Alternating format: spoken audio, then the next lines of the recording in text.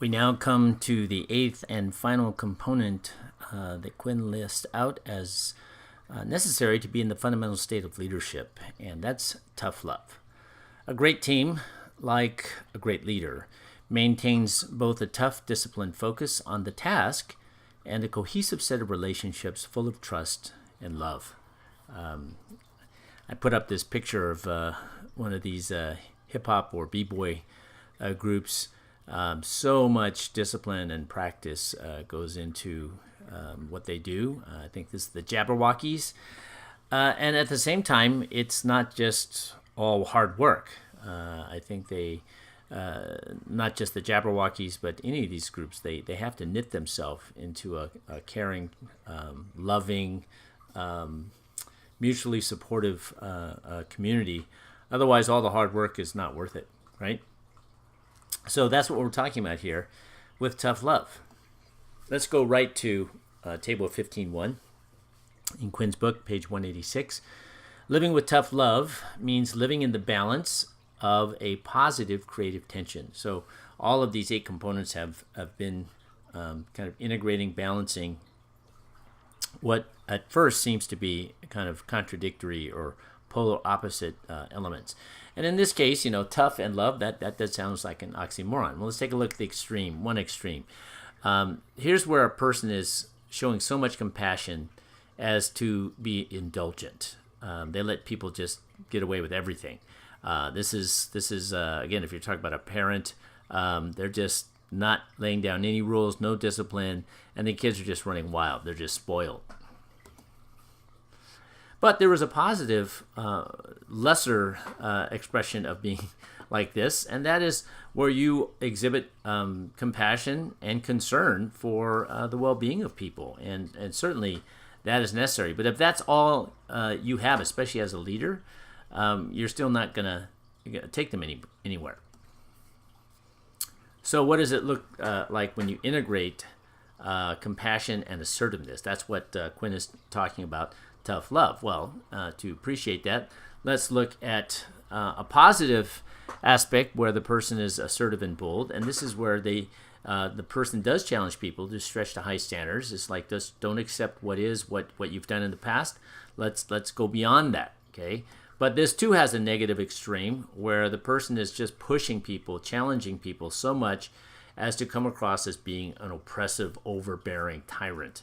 And again, no one's going to end up wanting to work hard and long and make sacrifices and suffer for someone who's like that. So here again, to be in the fundamental state of leadership, Quinn is talking about, you have to have both. You have to have this tough love where you care about people. They do feel cared for. You're not just telling them that you care for them, but they actually feel it. And at the same time, you push them. You push them, but you push them at a pace that comes from knowing who they are and how much they can bear. The ultimate goal of tough love is this. When others practice tough love toward me, Quinn says, they support me, and I can feel their genuine love and concern. Yet they do not baby me. They want to call forth my greatness. So there's that balance again, right? So on the one hand, you feel loved, you feel supported, but they don't coddle. They don't just kind of let you, just sit there and feel sorry for yourself or just have a good time. It's like, we don't have time for everyone to just kind of sit there and do nothing or just have fun. It's like God has called us to be part of something more, right? There's that whole sense of meaning again. Tough love is really important in times of deep change. Why? I mean, again, if we're thinking about people in our ministry and our churches as sheep and we're the under shepherds of Christ, the sheep are asking, so you want me to walk naked with you into the land of uncertainty? That whole transformational cycle thing. You want me to leave the known and the comfortable, and to go off without a map? Walk naked into the land of uncertainty. And so, the journey of deep change, you have to be that tough love shepherd, if you will. So on the one hand, you lead the sheep to clean water, and you bed them in comfortable pastures, and where they can have plenty of food. But if you just kind of lead them to their own devices, they're just going to pee in the water, and they're going to eat all the grass, and then they're going to starve. So here, there are times when the shepherd has to kind of poke them. If we want to change an organization, we must help people cope with the dread of uncertainty. The role of the leader is to provide the integration of tough and love that empowers people to move forward. During deep change, people have to move outside the comfort zone and learn new behaviors. This means surrendering control, and no one wants to do it.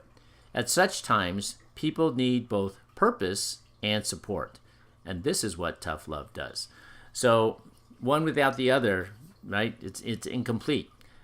People need both. They need support, but they also need a purpose.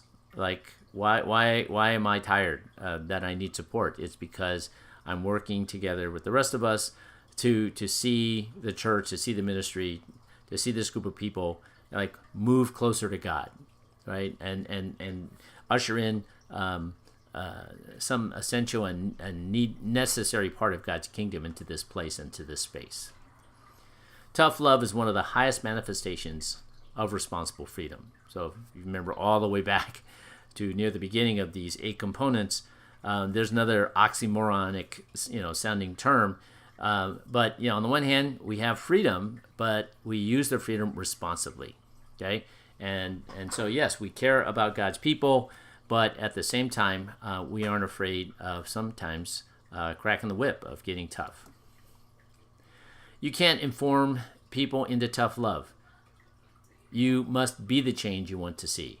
Only then can you invite others into the creative state, right? So you can't just keep telling them. You can't just keep teaching them and laying out a biblical reason and motivation and all of that.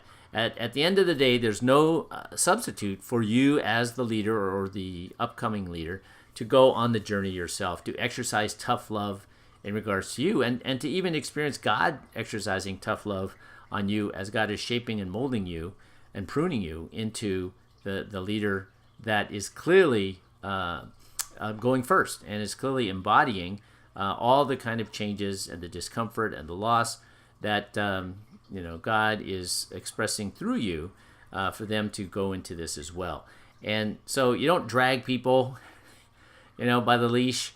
You invite them, probably 10% verbally and 90% non-verbally. You invite them through your own example into that creative state of deep change.